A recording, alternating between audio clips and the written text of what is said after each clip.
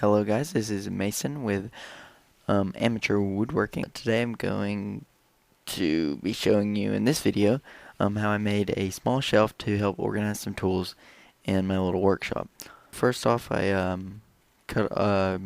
squared up and cut the top piece to length for the shelf, and then this piece I am cutting right now, squaring up on the crosscut sled on the table saw, and it will soon be the side pieces, the supports for the shelf.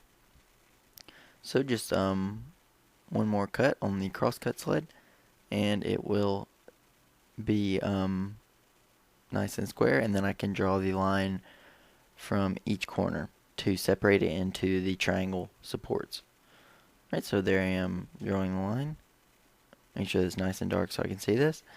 And now I'm going to actually freehand that on the table saw. This is because my miter gauge is just not very good and I haven't made another one, or the miter sled. So if you're very careful and you make sure not to turn the wood or anything while cutting, it won't bind on you. Alright, so we'll put some double-sided tape on this. Make sure you press it down really well so it sticks.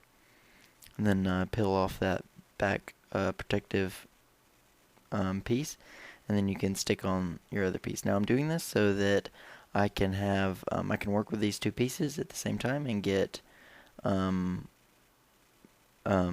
pieces that are exactly the same.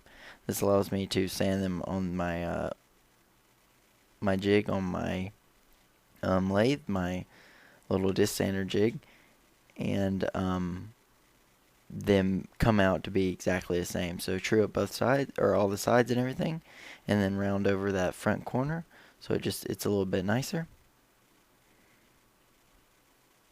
Alright, and then a little tip is just use a little bit of cardboard and you can get all the wood dust and build up out of your sandpaper. A lot of people use erasers, but anything that really doesn't deposit any extra material will work. I like cardboard. So let's remove this double-sided tape. Camera's a little bit out of focus there, but it'll be alright. Now we're going to cut down this 2x6 to the proper length, and this will be the back of the shelf and give it a little bit of rigidity and allow us to mount it to the wall.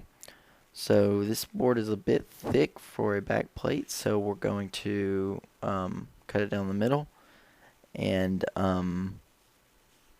we'll come out with a piece that's very similar to the other pieces on the shelf. Probably about 7/8 of an inch, I would say, thick. Alright, so now we'll go over the table and do some hand planing. And this is just to kind of get that board nice and flat because the table saw didn't get it perfectly flat. I do have a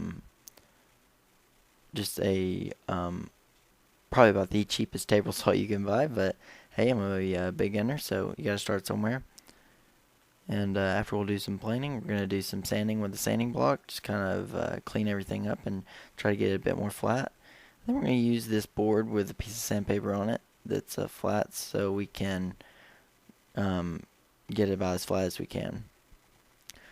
Alright, we'll screw the side supports onto this, and after that we'll drill some pilot holes for the top piece of the shelf, and we'll do this to keep from splitting the wood. And I won't actually be countersinking these because the screws I have are they countersink themselves. Alright, we'll screw those in. We're going to actually do 3 on each, probably overkill.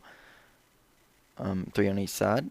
Do the first 2, take off the clamps, drill the holes for the other 2, and then we will drive those in.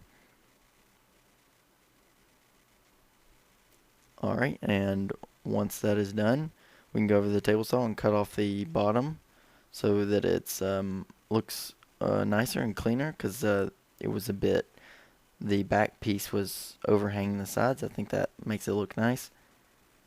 Do lots of sanding to get rid of any rough edges, and we'll pre-drill some holes on the backboard for mounting. And once again, probably overkill with 5 screws, but we'll go ahead and put those in there ahead of time to make it a little easier for mounting. Hold it up to where I want it, and then just drive those in. I think it came out pretty nice, and it'll help me be a little bit more organized. Thanks for watching, guys. I hope maybe you learned a little something from the video and just enjoyed watching it. I know that YouTube's been a big help for me in developing my skills. I'll be putting out videos to help other amateur woodworkers. So, alright, once again, thanks, guys. This is Mason with Amateur Woodworking, and more videos coming soon.